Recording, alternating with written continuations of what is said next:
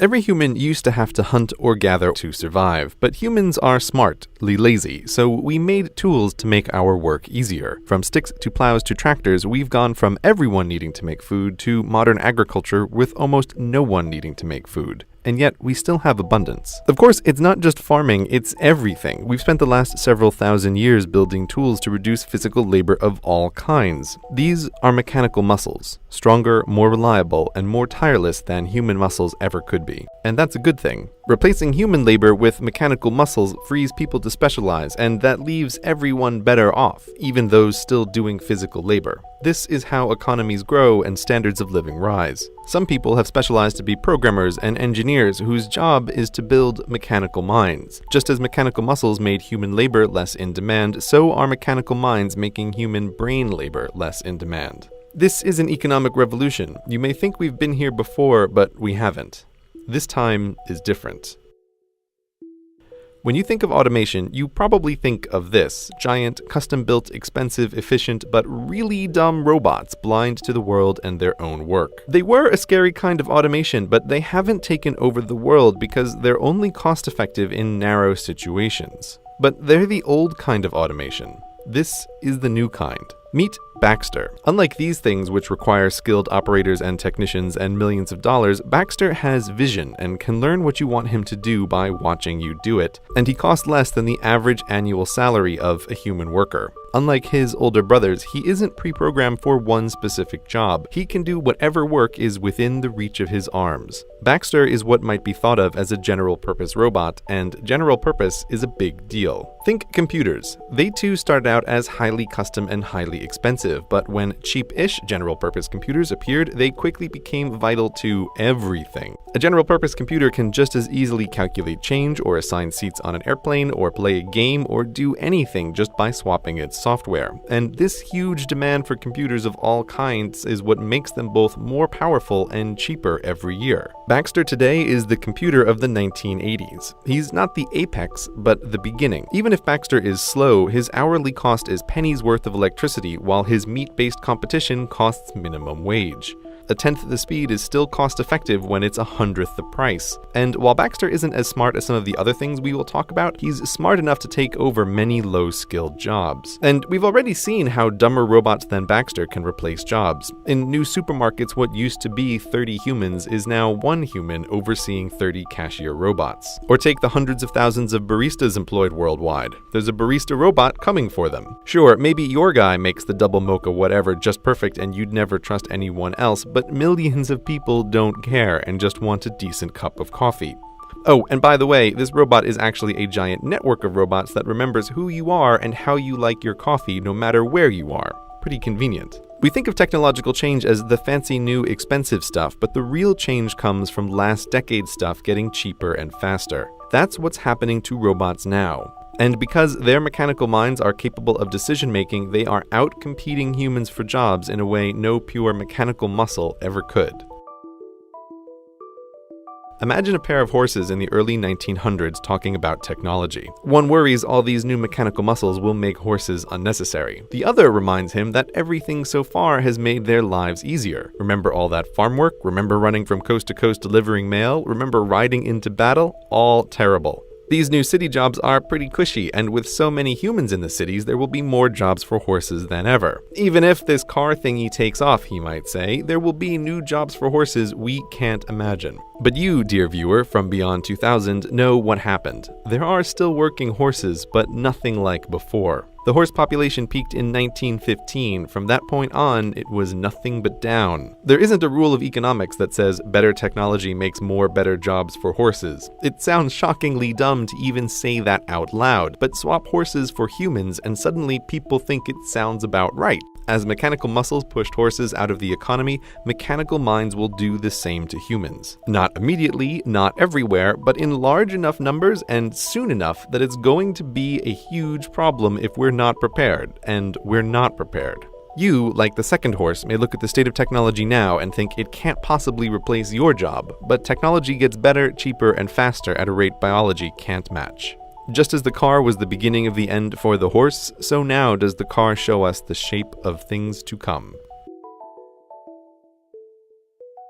Self-driving cars aren't the future. They're here and they work. Self-driving cars have traveled hundreds of thousands of miles up and down the California coast and through cities, all without human intervention. The question is not if they'll replace cars, but how quickly. They don't need to be perfect, they just need to be better than us. Human drivers, by the way, kill 40,000 people a year with cars just in the United States. Given that self-driving cars don't blink, don't text while driving, don't get sleepy or stupid, it's easy to see them being better than humans because they already are.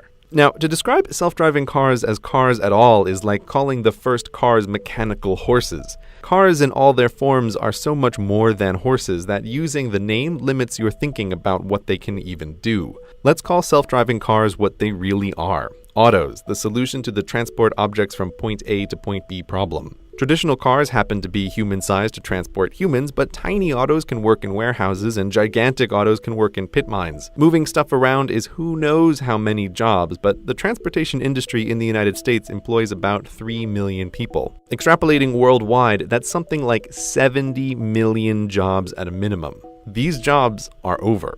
The usual argument is that the unions will prevent it, but history is filled with workers who fought technology that would replace them, and the workers always lose. Economics always wins, and there are huge incentives across wildly diverse industries to adopt autos. For many transportation companies, humans are about a third their total costs. That's just the straight salaries. Humans sleeping in their long-haul trucks cost time and money, accidents cost money, carelessness costs money. If you think insurance companies will be against it, guess what? Their perfect driver is one who pays their small premiums and never gets into an accident. The autos are coming, and they're the first place where most people will really see the robots changing society. But there are many other places in the economy where the same thing is happening, just less visibly. So it goes with autos, so it goes for everything. It's easy to look at autos and Baxters and think technology has always gotten rid of low-skilled jobs we don't want people doing anyway. They'll get more skilled and do better educated jobs like they've always done. Even ignoring the problem of pushing 100 million additional people through higher education, white-collar work is no safe haven either. If your job is sitting in front of a screen and typing and clicking, like maybe you're supposed to be doing right now, the bots are coming for you too, buddy. Software bots are both intangible and way faster and cheaper than physical robots. Given that white-collar workers are, from a company's perspective, both more expensive and more numerous, the incentive to automate their work is greater than low-skilled work. And that's just what automation engineers are for. These are skilled programmers whose entire job is to replace your job with a software bot.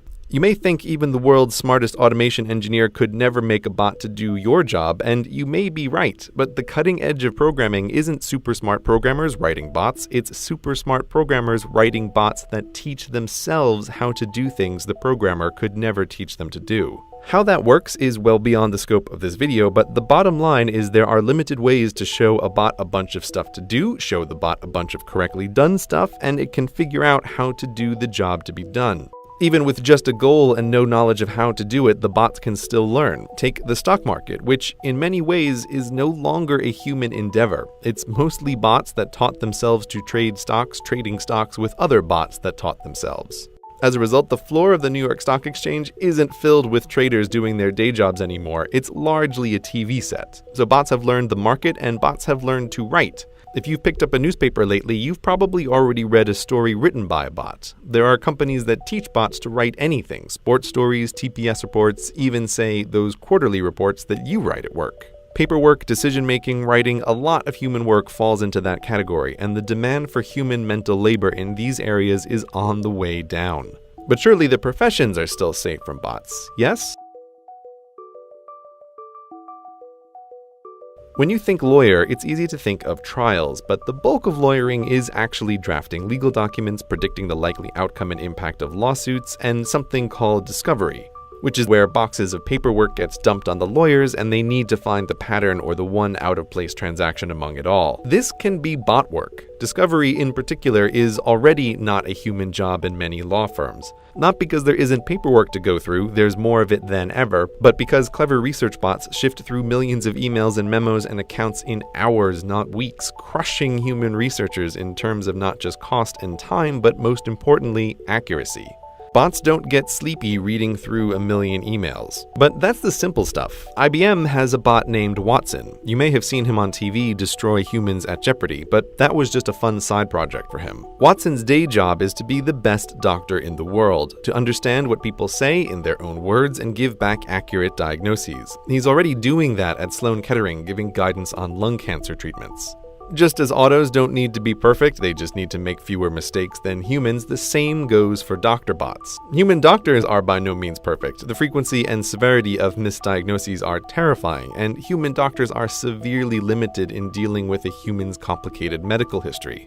Understanding every drug and every drug's interaction with every other drug is beyond the scope of human knowability, especially when there are research robots whose whole job it is to test thousands of new drugs at a time. And human doctors can only improve through their own experiences. Doctor bots can learn from the experience of every doctor bot, can read the latest in medical research and keep track of everything that happens to all their patients worldwide and make correlations that would be impossible to find otherwise. Not all doctors will go away, but when the doctor bots are comparable to humans and they're only as far away as your phone, the need for general doctors will be less.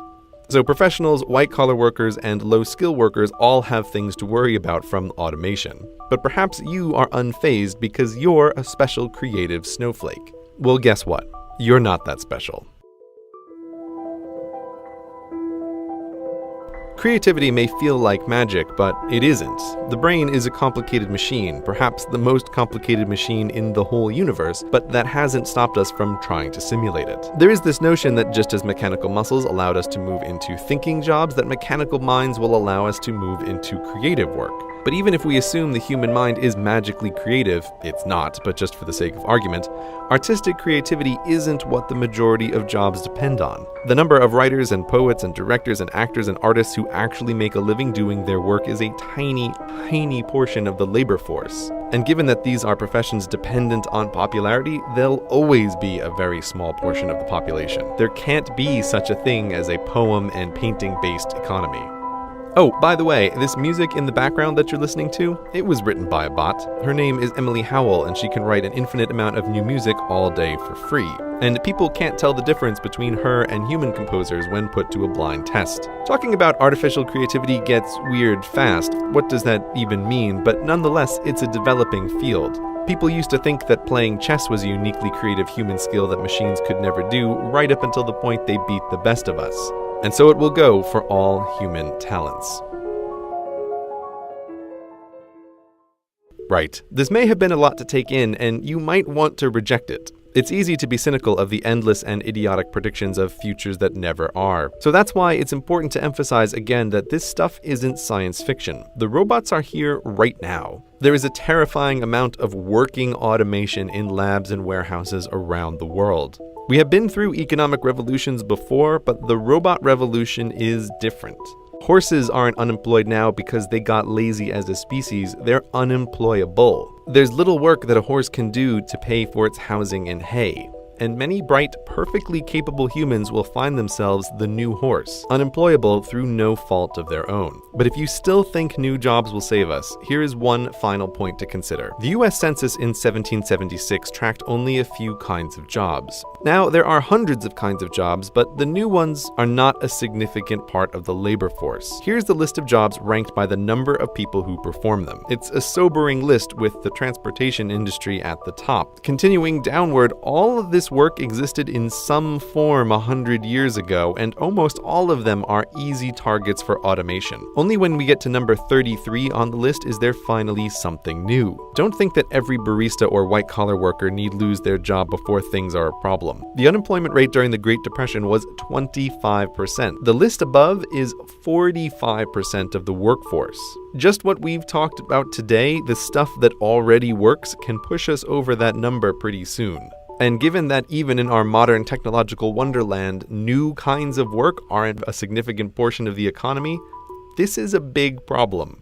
This video isn't about how automation is bad, rather that automation is inevitable. It's a tool to produce abundance for little effort. We need to start thinking now about what to do when large sections of the population are unemployable through no fault of their own. What to do in a future where, for most jobs, humans need not apply.